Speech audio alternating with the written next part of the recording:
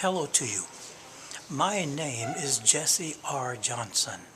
This is about parenting, teaching children a few life lessons children need to learn. In raising children, virtually every single parent do better than their best. Raising children is work, and it is the most foundational work in this world. Nothing can be compared to it. Nothing. It takes a gigantic amount to raise human children and to have a strong family. In a real world made of every type of social negative and destructiveness, every type of emotional, mental, community, physical, spiritual destructiveness is there and here. Human children are not only physically vulnerable, but socially vulnerable in and of every single area of life. With other humans teaching your children everything opposite and outright anti to what parents are teaching them. A few of the things to teach your children from birth to 19 years old or grown offspring of 20 to 130. And a few things to have a strong family will be given here. First off, for babies and toddlers, never, but never let your baby walk behind you. Your back is turned to them. And another one is, with riding babies and small children in bicycle-pulled trailers. Never, but never ride your children in bicycle-pulled trailers. Your back is turned to them. Any type of vehicle, car, truck, and so forth can hit the trailer, killing your children. Let's go to B. A handful of things to teach your children. Number one, the benefits of self-control. This includes the ability to delay gratification. Children with less self-control suffer depression as they grow. Smoke or abuse alcohol or drugs more. Make many more poor choices in life. Number two, to learn to restrain impulses. Teach them to learn to restrain their impulses. Number three, to complete unpleasant tasks. Number four, for the parent to say no at appropriate times to him or her now will teach your child to say no to their own self later in life when necessity arises. Number five, help your child to understand consequences, both good and bad. Number six, teach your child to put first things first in priority. How to put first things first will focus your child. Number seven, demonstrate in parental behavior to your child that self-control leads to better outcomes. Let's go to C. Number one, teach your child to be humble, not weak. Sometimes humility is taken as weakness. It is not. Real humility is a form of the most powerful, non-violent assertiveness. Real humility gets one to learn from others by taking personal responsibility to stand strong, but respectful of others and oneself. Real humility don't behave with stupidity and arrogance, which are weaknesses. And those with real humility don't expect others to treat them special, but as equals.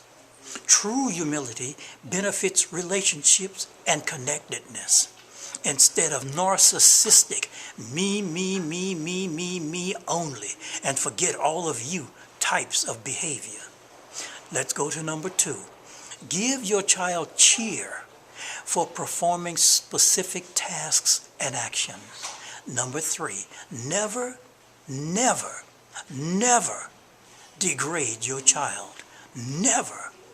Calling your baby lewd names, stupid and hurtful words. Never do this. Or beating your child physically senseless. Never, never do such a thing. Number 4, limit your child's use of social media, which is mainly immoral on all levels, such as computers, TV, cell phones, radios, etc. Number 5, give your child reasonable goals, never mental and physically impossible ones. Number 6, promote gratitude in your child. Number 7, also expect your child to do chores and to serve others, but never a slave. Teach your child the difference between service and slavery as the many years go by bit by bit. No human or any living being, dogs, cows, horses, lions, insects, etc. No living being wants to be a slave. That means slavery is absolute, total, utterly, inherently, socially life wrong to everyone that's ever been and ever will be. Let's go to D. Number 1, teach your child to be resilient, to bounce back from obstacles, problems, and disappointments. Setbacks is part of every living thing's life. Adversity and or failure is inevitable, and correction is vital for learning. Number 2, help your child put things into perspective.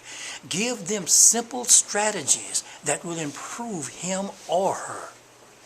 To take charge instead of becoming a victim. Let's go to number 3. Never give your child negative criticism, but give your child, your baby, constructive criticism, which is guidance for healthy change. To accept your own mistakes and not blame others for everything. Let's go to E. Number 1, teach your child to be responsible. Responsible persons are self and other reliable. Number 2, teach the capacity of cooperation and competent assistance with others in tasks done. Have your children work alongside you. Train your child for adulthood, tiny bit by bit over the many years. This will help them avoid making excuses and to be very strong. Number 3, teach your child good table manners. Number 4, teach your child the matter of good and bad consequences when they do things. It will truly benefit them. Let's go to F. Number 1, provide leadership and advice and adult guidance as a parent. A child needs male and female leadership and guidance. A child needs adult instructions, modeling, knowledge, and mentoring from both male and female. Only one gender alone by itself will not work, but only halfway. And as parents, you're in the perfect position. Both male and female must be there. With this, the child will display more maturity and do better in life. Adult guidance helps them see through other people's eyes and experience, and much older experience than their own. Let's go to G. Number 1, teach them moral values in all things. Moral and ethical values are set on immovable social principles, not on whims, wishes, prejudices, becoming destructive because you can't get what you want, trying to change the world without changing yourself first, etc. A moral code guide of correct conduct, even when others aren't around or not watching.